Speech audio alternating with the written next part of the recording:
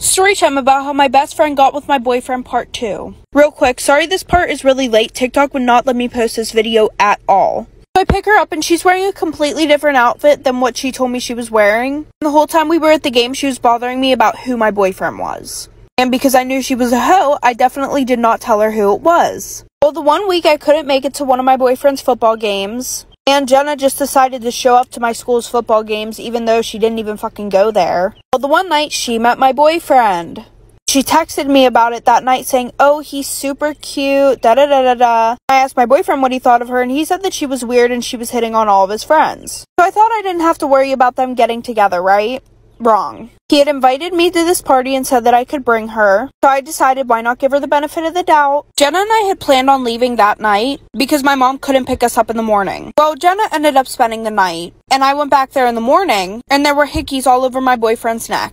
Creepy story time about how my aunt passed away part 2. So like I said, she makes us all sit down at the kitchen table and she pulls out a Ouija board. She was like, "I found out how I can get some answers. I just feel like I need you guys around me for positive energy." And my family is very, very religious. Like, we don't fuck with that shit. But because my mom felt bad for her, she let her use it in our house. But my mom didn't want my sisters and I around that, so she just sent us to bed. Well, the next morning, I wake up and I ask my mom what happened with the Ouija board situation. My mom just said that it was really scary, because before she thought it was like a load of bullshit, and she said that her and my dad didn't touch the Ouija board, because like I said, they were very religious and did not mess with that stuff. But apparently, it said for her not to buy a house with the numbers 2815. Well, 2 years later, my aunt got remarried, and her husband ended up having 2 kids. So they bought a new house, and no, it didn't have the numbers on it. One of their kids accidentally shattered the glass door, so they went and got a new one, and it came with those exact numbers on it. 2 days later, the house burnt down and nobody survived.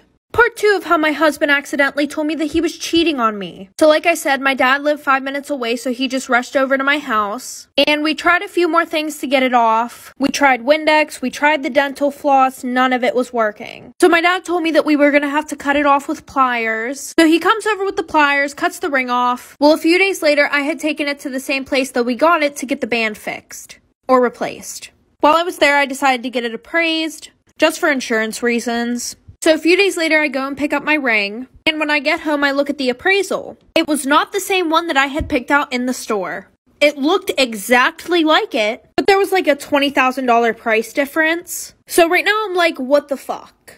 I'm not mad about the money part. I'm more mad that my husband lied to me. I was more upset about the fact that he had lied to me. So I had made dinner reservations for the next night, so that way I could hopefully bring up the conversation about it, like for part 3. Part 2 about the girl that my dad was having an affair with. So like I said, a few weeks later, on a Friday, he takes me out for pizza again. Mind you, we go to the same pizza place every single Friday. Well, we sit down, we're waiting for our pizza, and I notice that there's this girl who keeps staring at me. And I'm like brushing it off, thinking that she's just one of those girls who has an RBF, resting bitch face. So once we were done eating, my dad went to pay. But the pizza place that we were at, they only accepted cash and not card. My dad had to go to the bank, which was like 2 doors down, so it really didn't matter. As soon as he got up and walked out that door, the girl who was staring at me the whole time came straight over and sat down where he was sitting. I'm like, "Hi."